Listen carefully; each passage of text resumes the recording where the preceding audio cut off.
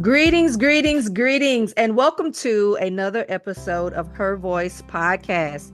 We are so excited as we are well into the season of this show. We hope that you have enjoyed every topic that we have brought forth.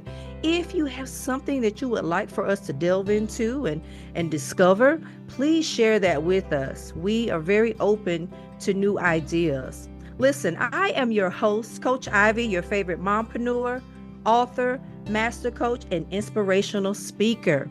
And as always, it is truly, truly an honor to be before you. At this time, let's turn over to our phenomenal co-host, starting with Davita. Greetings, everyone. I am Deona Foushee, and I need to stay in prayer with all of you, as always, every day. Hey, everybody, it's Melonie, and you know he's not through with me yet.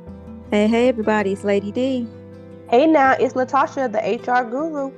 Hello, and welcome to Her Voice Podcast, the show that allows a space for women to gather, converse respectfully, and speak freely. A place where we can have some strong grown woman talk with like-minded women to gain insight and perspective on everyday issues and topics of discussion.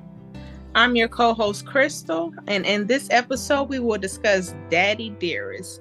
We will take a deeper dive into relationships with our fathers.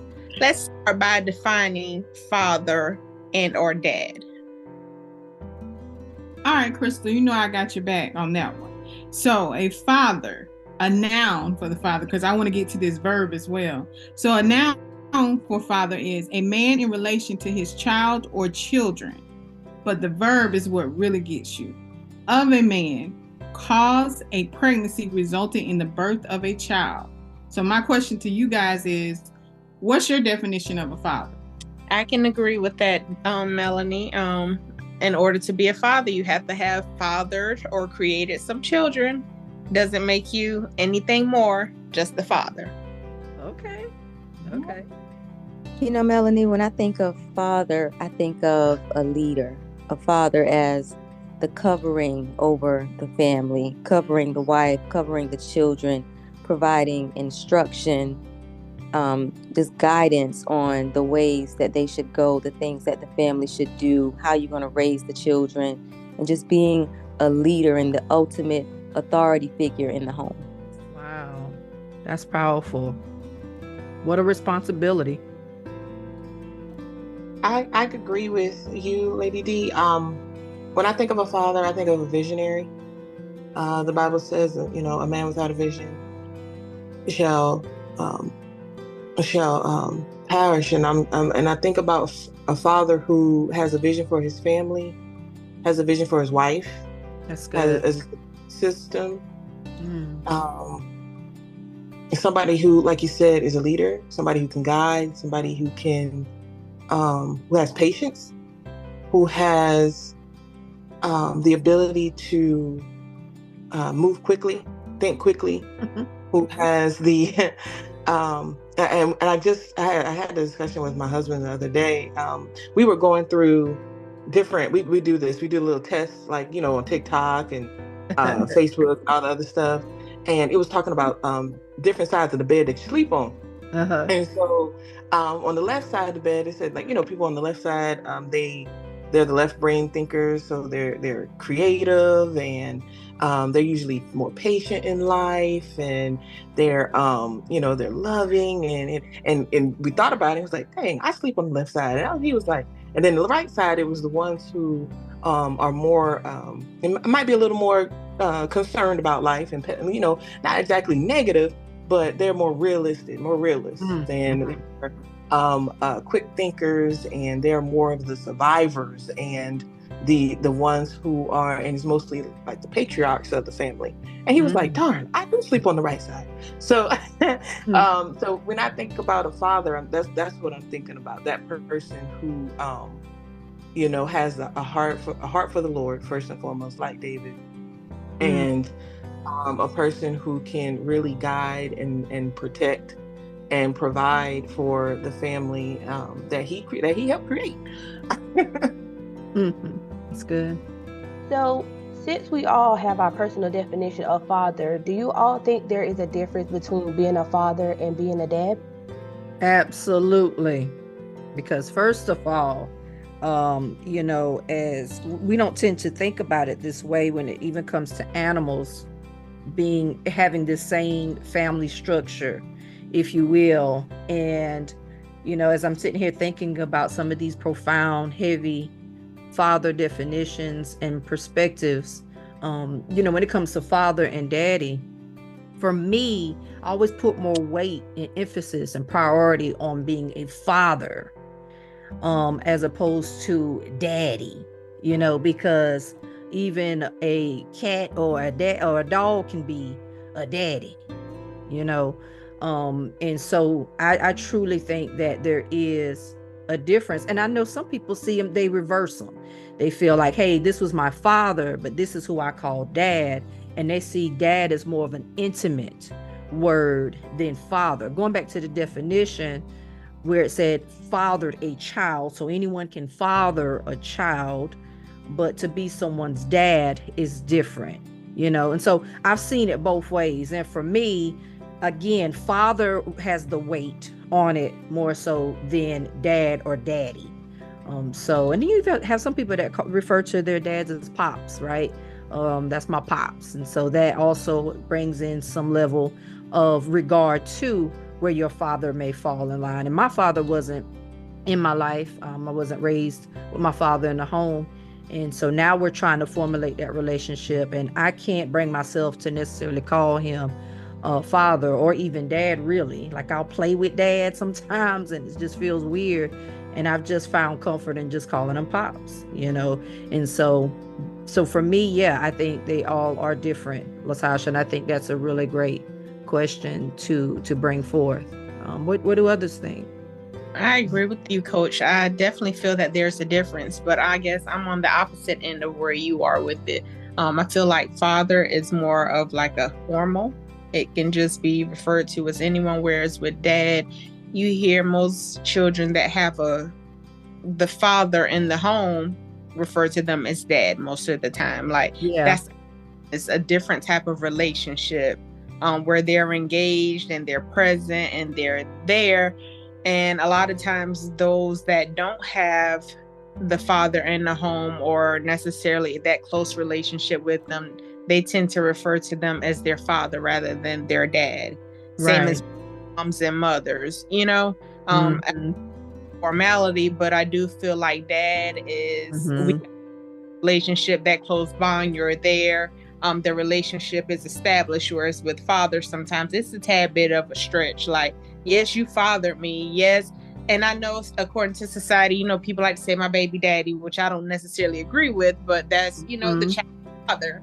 But most children, even as adults, they refer to the one they have that relationship with as dad more so than father. I agree. I can agree with that. I see it that way as well.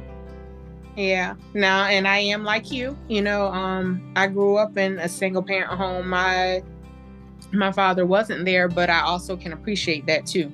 So I jumped the gun. I'll kind of let us have some other conversation before we get there. But yeah, that definitely plays a part in the type of relationship that you develop. So absolutely. And how you refer to them, that labeling, Crystal, I think that labeling is huge. It's even more so, and I'm not going to discredit, minimize, or whatever those who had their fathers in the home, but that labeling gets really tricky when the father's not in the home, Exactly. So I think it was very ideal for LaTasha to pose that question for us to really explore that and what that's like, and to open our minds to the differences and how much weight that has, for us. And it's been a big deal for me now that, my dad and I are trying to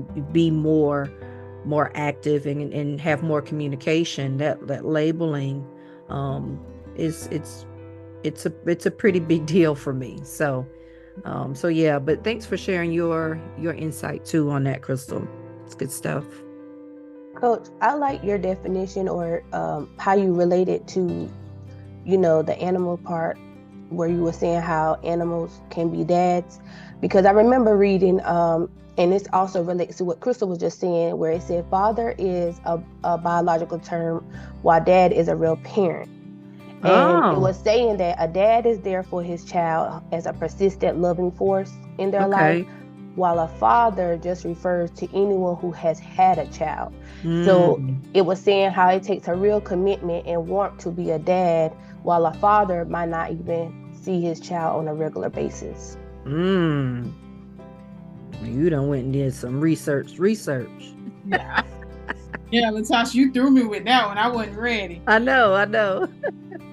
Because I agree that a father and a daddy is two different things. Even more so, like I grew up with my father in and out of the home. So that is a whole nother dynamics on its own. Him struggling with his issues and him and my mama having their issues together. But it's amazing because I don't know any difference in the formalities of the word. Like, that's my daddy. That's all I know to call him, because that's all I've ever known to call him. Now, the crazy part is when I was a child, that's my dad. But now that I'm an adult, and like I said, him and my mom dynamics together, I now be like, okay, am I talking to my daddy or my mama husband? Because in my mind, that's two different people. Right. My daddy is the man that I love, because that is my daddy. He can't do no wrong because that's my daddy. He's my daddy. Even when he was doing wrong, he still was my daddy. But my mama husband, on the other hand, he different. So I always say, like, I think that's why I think fathers and daddies are totally different, because like y'all said, anybody can father a child. You can do that. That can happen. But to actually take that time and pour into that child and take care of that child and protect that child, that takes on a whole nother level and a whole nother meaning. That's why I think father and daddy are two different things. Yeah. I don't want to backtrack, but David, I had a quick question when you were talking about the different sides of the bed. Is your bed like the door to leave out of your room? Is that like in the middle? So like it's in front of your bed, or is on a side of your bed? It's in the middle. Okay, so what I was about to say probably wouldn't make sense, because I was going to say, I bet you his side of the bed was also the side that goes out of the room first.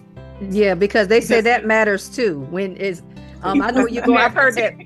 Yeah, I've heard that too, Mel. Like usually they say the man is supposed to sleep closer to. And that's the craziest thing. That's the craziest thing because, well, it depends on. I guess it depends on. No, that's the craziest thing because with him being a law enforcement officer, I'm closer to the door. Like I can get to the door faster to get to the children.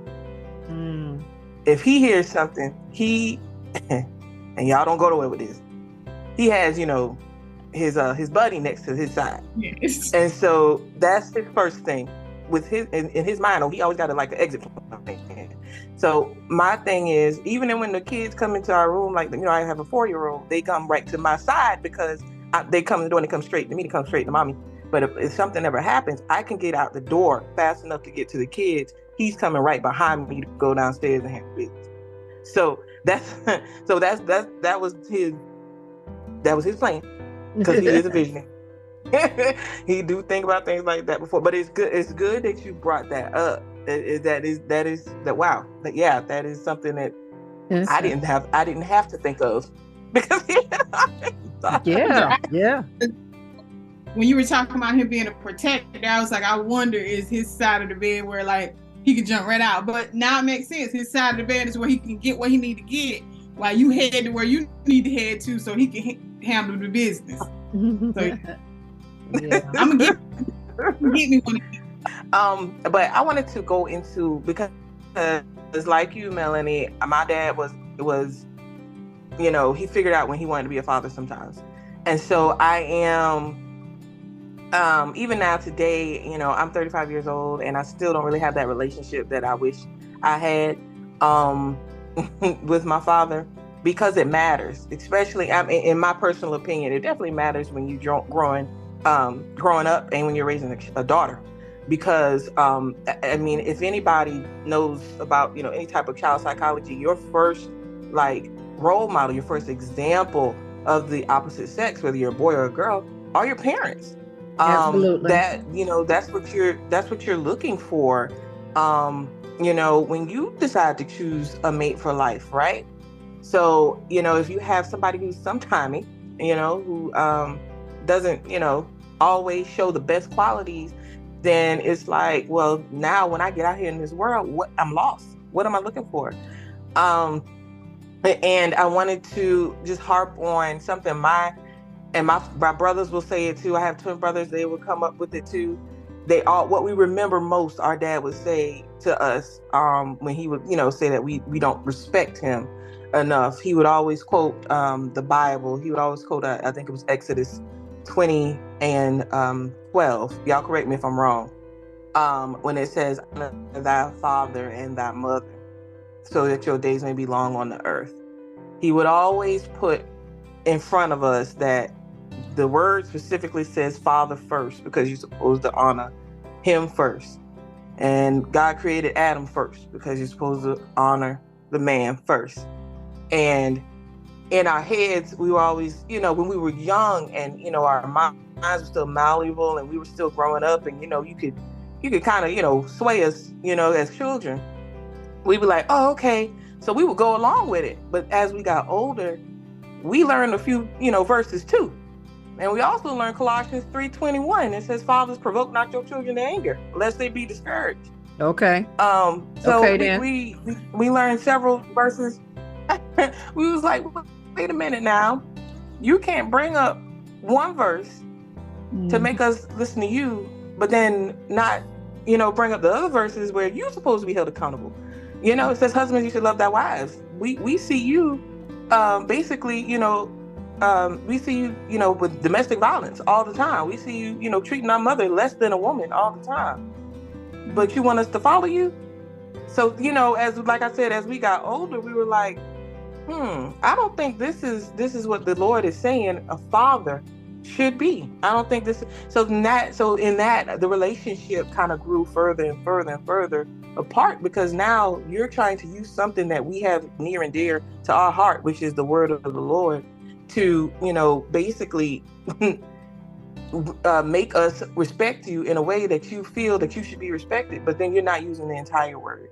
So that was something that I had definitely had to deal with growing up, and something that I leaned on when I decided to finally find me a husband and a father for my children. I was like, okay, I need an example, Lord. Show me the example. And that's what he did when when I learned the word and started reading the word and moving into that direction. And I just, that's something that I wanted to really bring up, because we have a lot of young women who grow up without fathers. And when they get out into this world, they're like, they don't know what to look for. They don't know, you know, what that example should be.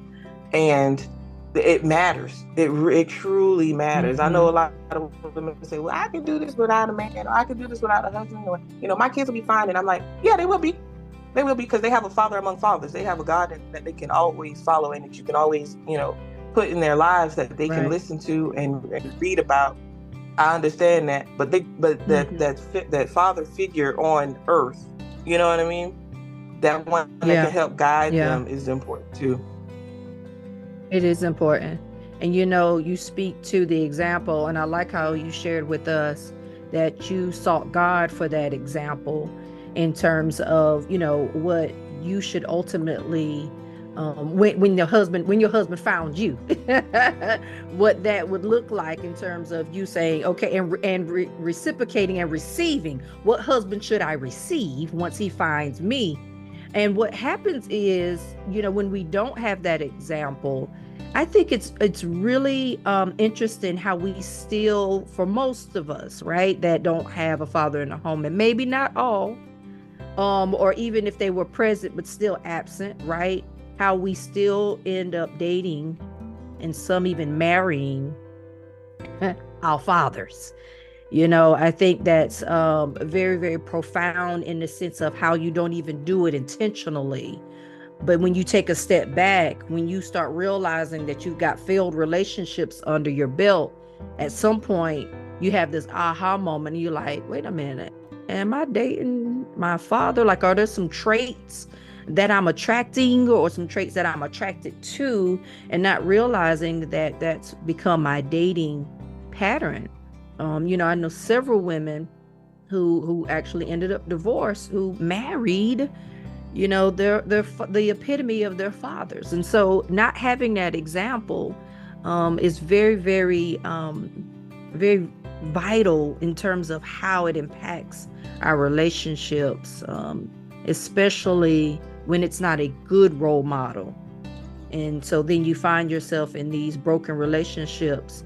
I mean, because your relationship with your father is already tainted or broken or non-existent.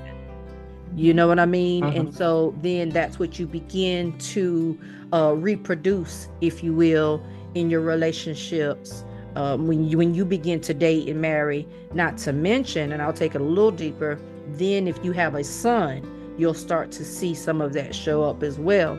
And so it is essential. They do matter. Fathers being present and being good fathers and being good examples does matter. And of course, we know it matters to their sons, but we're a group of women talking, right? And we're talking about how much it even matters for us. Maybe I wouldn't have tolerated half of the mess I tolerated if my father had presented some things to me. This is simple as chivalry, right? Knowing that, it would have been nice to have a guy to open the door. Like, maybe that's a sign. If you don't open the door for you, that joker's out of here, right? I mean, just little things and conversations that fathers tend to have with their daughters. And so, like Davida said, you just find yourself out here kind of stumbling and just trying to figure things out on your own. And then the closer you get to God, you realize, oh, I can ask my Heavenly Father how to navigate this, So that's good. And what's crazy, Ivy? I've had the opposite effect. So I've dated guys where if anything was similar to my dad, I can't talk to you. We done. Like, I mean, I knew things that probably wasn't even an issue, but because I saw where it could lead or where it could go, or I remember growing up and seeing it in my household, I was like, oh no, I can't date you. I can't date you. And then you don't even realize it. But I do want to put this, even though you may not have that role model at home, that doesn't negate other men being that role model and showing you the way. Because I never forget when I moved to where I live now, my uncle, we were never close. We were close, but not close. Right. So we went out to eat one time, and I had never had this experience with my own father where we went out to eat and it was okay to order whatever you want to order. He didn't ask you no questions, no questions were asked. I never had that experience. So to go out to eat with my uncle, I went out to eat and the person came to the table and I wanted to add something. And I said, well, how much extra would that be? And he stopped me. He said, just bring her what she asked for. And so he waited for the person to eat.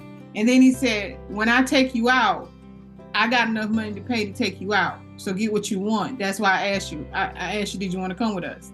Okay, Uncle. And I had that experience.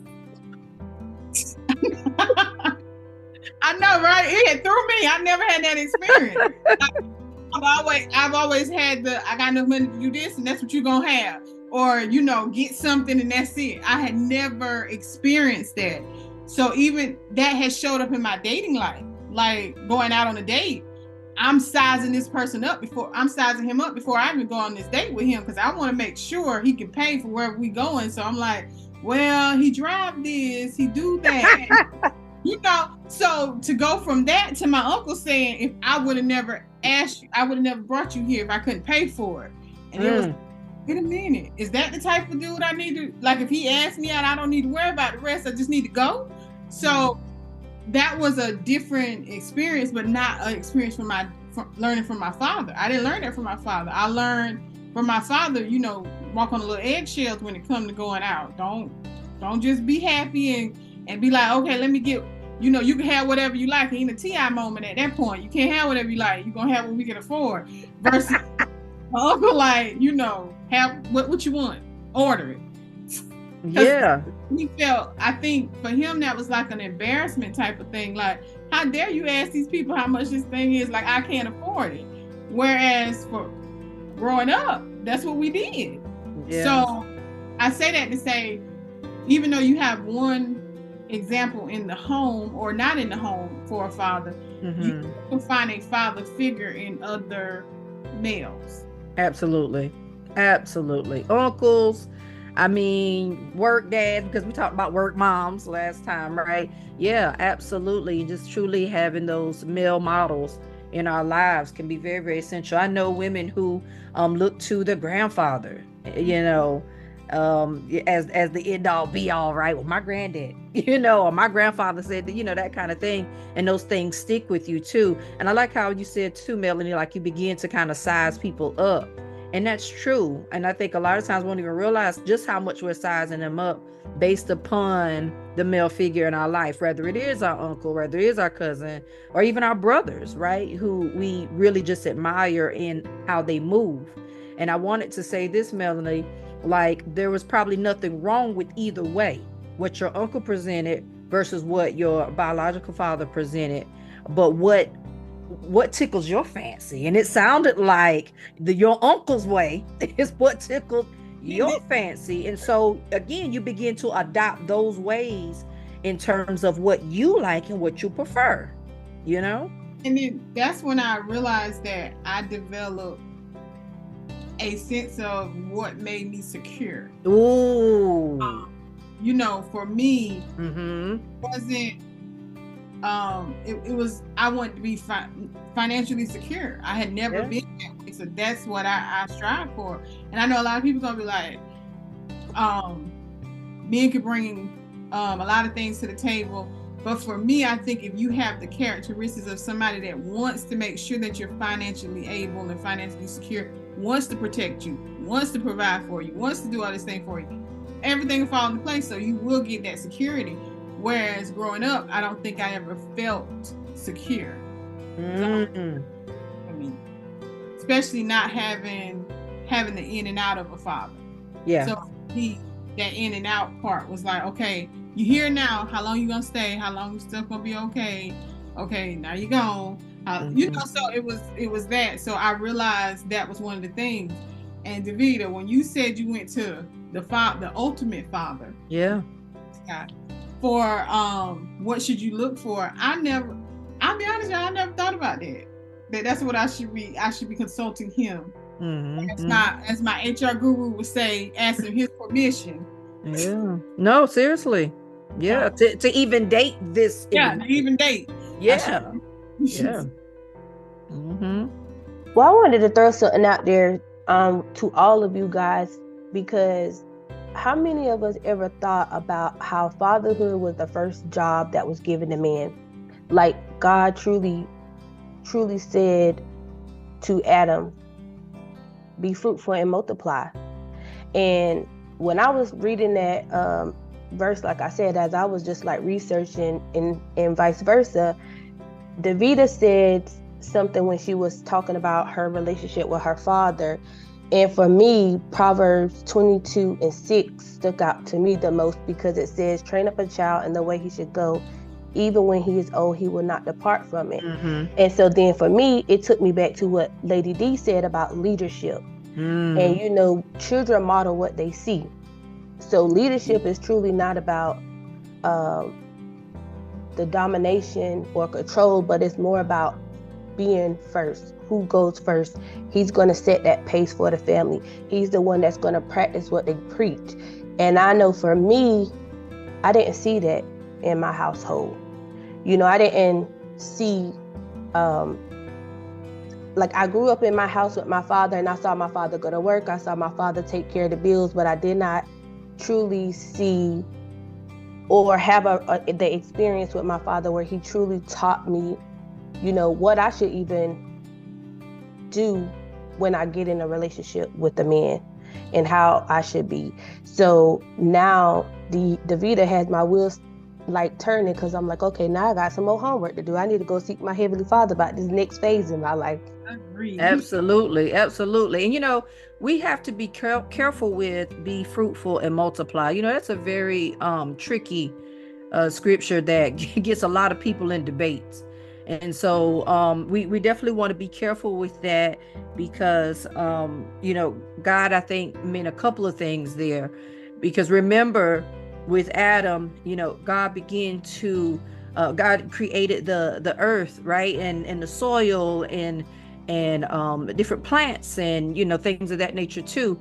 All of the animals, he had Adam to even name the animals. And so while fatherhood in itself wasn't the first role for Adam, I would like to say, I had to think about it, LaTasha, and say, you know what, it was still that leadership role, over the animals, over the grounds, making sure that the wheat was multiplied. You see what I'm saying? Making sure the fruits were multiplied, and just that stewardship and that leadership. And to really correlate that to fatherhood was interesting, because they really don't get into him and Eve truly having children or getting into that portion of fathering children until about chapter 5. And so there was a lot of work that Adam had to do and tend to before we got to that place. And so again, just being mindful of that in terms of what Adam's responsibilities were, but also thinking about ultimately as a father, that those same responsibilities are among you. But with that, just being a man, what your responsibilities are before you ever father anybody. And if you think about that in terms of the role and the order for which Adam was giving his responsibilities, that makes a lot of sense to me. It's about being a man first, and honoring God's, instructions and being obedient to God first, before a wife or children ever come into play. So it's a lot to process and digest. No, I really love that. And LaTasha brought up the scripture, training up a child in the way that they should go. My upbringing was different. My dad was in the house with me. He's still there, actually. My mom and my dad are together. And so I definitely think it matters, because I saw the differences in our household and as we were growing up, some of the household of my friends. So as we prepare to close, I just want to give a shout out to all the dads that stuck around, that believed what God said about them, that took on the challenge, that took the accountability, that took the responsibility and stayed. And not just the fathers that provided the seed, but those fathers that stepped up. You have stepdads, cousins, big brothers that fill these roles. And it's a lot of, I think a lot of times, especially when you listen to social media and just the media in general, especially in certain communities, they will have you thinking that there aren't any good men, that there aren't good fathers. Yes. But it's a lot of good men that have stepped up to the plate, that have fathered children that did not belong to them, that have taken on those responsibilities, and they've stewarded those responsibilities well. So shout out to each and every one of them. We have to continue to love on them and let them know that we appreciate them, because as they continue to plant more seeds in the world and plant seeds within these children, like these children are the future. So we need these men to put into them whatever it is that they have in them, so that they can be that person in the future. That's good. So to them, and let them know that we love them every day. Every day. Every day. And that is so true, Dee. I grew up in a single parent home, as I stated, and my mom, she worked a lot, and I stayed with one of her close friends, and she was married. And one thing I will say is her husband, he was one of the best influences I had. I never had a father figure prior to that. And even to this day, when I go to my hometown, most of the time I go by and I go visit, because there's nothing like having a positive male role model in your life. Yes. And even more so the fact that he wasn't my father or my dad, but when I was there, he treated me just like the rest of the kids that were in that home. When we went places, he didn't make me feel out of place or any of that. So yes, kudos to the father figures, all those that step up and step into those roles and help mold children so that we'll know what love is. I felt like, and I know that I struggle with relationships and everything a lot, because as far as self-esteem and not having that dynamic, as far as a father-daughter relationship, I didn't know what true love was. I had to learn love myself. I had to go through situationships and relationships with males to learn that. And a lot of that was failure at first, but in doing that, I was able to finally figure out, first of all, I had to love myself. And, I have a daughter, and her dad and our relationship didn't work out. And I feel like I stayed in that longer than what I should have, because I wanted her to at least have that relationship with him that I did not have with my father. And she still has that relationship with her dad, so he can teach her and give her some things that I just can't, because I don't want her to have to go through those dealings or those situations where I went through as an adult, a young adult, where I had to figure out who I was or what love was or what healthy love and relationships look like, because I had never gotten that from a male figure like that as needed growing up. And that's just one thing I do try to save. I don't try to step too much into it or control it, but I do want her to be able to recognize certain things. So even if there is some things there that she doesn't like, maybe when she starts seeing those things that she start dating, she can say, okay, well, I saw this in my relationship with my dad I didn't like, I don't want this. Or, oh, my dad made me feel really good when he would do these things for me, so this is what I want. You understand what I'm saying? As she's growing older and whatnot. Yeah. But because I didn't have that, I can't give her that. And I don't want her to have to go through all those things I went through with that. So I'm definitely thankful for even my friends that are married, that have husbands, and when they invite her, they treat her just like she's their child, and their husbands check in and say, hey, Kenyatta, how you doing in school? How's this going? How's that going? Okay, well, I know you can do better. Just those positive words of affirmation sometimes can make her go a little bit further than previously was prior to hearing that. And I think that's what's so important. Once we realize how important our relationships are with our dads, or were, or however you want to put it, we know the things that we got from it. We know the things that we missed out on it. And as you become parents and even just role models, based on your experience, you know what other children need, and you can offer something in that area to help them grow. So I'm just for the experience overall, but I'm thankful for those that stepped up for me, and those that step up, especially for my daughter. And try to change that dynamic, because I know what I needed, and when I found out what I needed, it was too late. And I don't want that to be the situation with my child. And hopefully as she gets older and gets married and have children, she'll be able to have realized certain things that she missed out and needed, and will be able to provide that for her children, so that each generation we could be getting better in those areas. Yeah. Crystal, I want to speak to, staying, and how when we lack, then we don't want our children, and particularly our daughters, to lack. I say our, I don't particularly have a daughter. They're our daughters, it's our community. We still have to be mindful, because if the environment, if the situation is still toxic for our daughters, then we have to know when to tap out too, because you can cause more harm than good. And I've had these conversations even with my own mother, where, the relationship with my father, between the two of them, was very toxic, very, very physical. And, she has often brought that up in terms of, I wanted to stay for y'all because I grew up with my father. And I like to remind her, even as an adult woman, to say, no, you made the right choice to get out, because it was causing way more harm than good to stay, because he wasn't being a good model. It's not for the sake of the title being in place, as much as how you are honoring that title.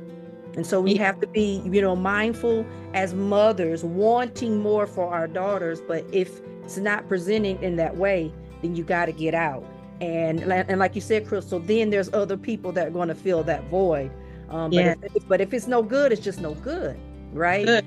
And so shout out to, as we giving shout outs, right? I want to give shout out to those dads who put on their grown man pants as adults with their adult children and make amends. Yes. Who actually honor their wrongs, even offer an apology, and then they're able to try to forge some type of friendship from there. So shout out to them, because I do know that there's a lot of fathers that just don't do that. They're not mature enough, or they don't want to take that accountability, or they just can't face the music. And so there's always space and opportunity to have conversation. There's space and opportunity for forgiveness, right? And as long as you still got time, as long as you got breath in your body, it's an opportunity to forge some type of father-daughter relationship. And so just special shout out to those men, because that's a big pill to swallow, knowing Yes. you weren't there, and for some of them, knowing you were just flat out sorry.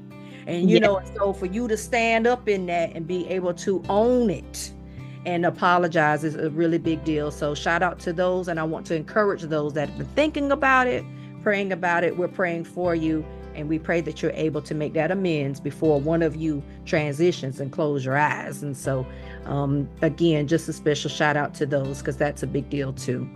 So any last moments? Yes, I'm gonna say this and be quick just to what you were saying, because even if that daughter or that child is an adult, there's still a child inside of them that may need some healing to make them a better person. Yes. Forward. And just because we have age on us, that doesn't mean the child in us has fully matured or got closure in the area that we need. So it still could help with our day-to-day and where we're going and what we're doing. That's so good, because I'm still your daughter. I'm still your daughter. I'm still It doesn't matter. Yeah.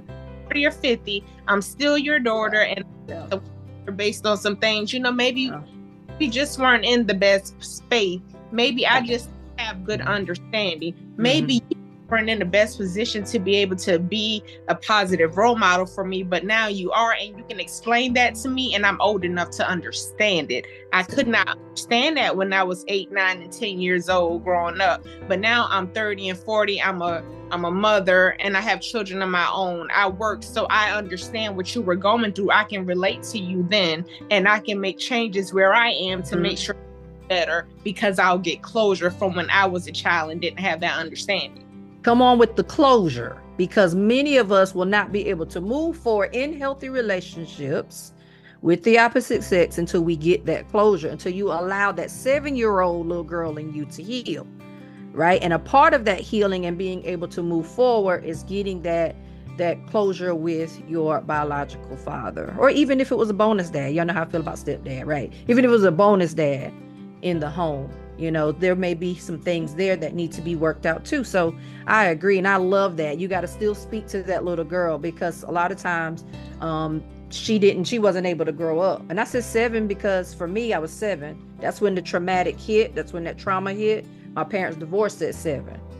And so that father-daughter relationship stopped there. And so you got to bring her on up and allow her to grow up and allow her to heal so that you can move forward. So that closure is everything. That's a good one, Crystal. Any other final thoughts?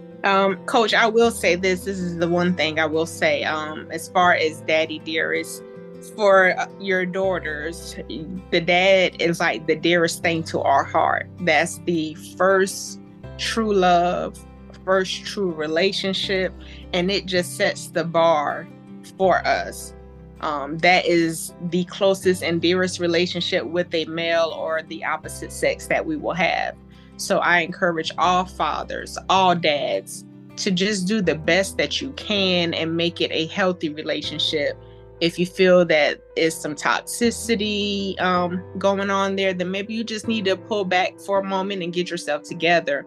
But just know that the relationship that you have with your daughter is going to be one of the dearest that she's going to hold closest to her heart. Oh, wow. How beautiful is that? Daddy Dearest, the dearest to our heart. That is truly, truly beautiful. And we hope that you all hold on to that as you move forward, and as you begin to navigate your own relationships, and as you begin to journey along the way in terms of personal development and personal healing. that's a major, major void for many women.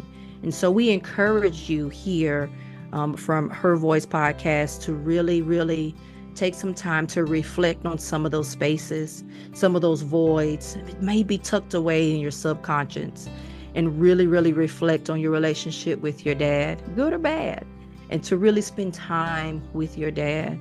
To date your father and have that relationship and connection is so, so important.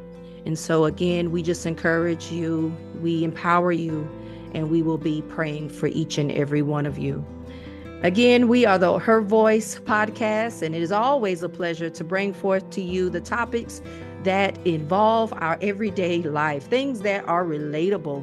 Thank you for listening. Please, if you haven't done so, please follow our channel so you won't miss another episode.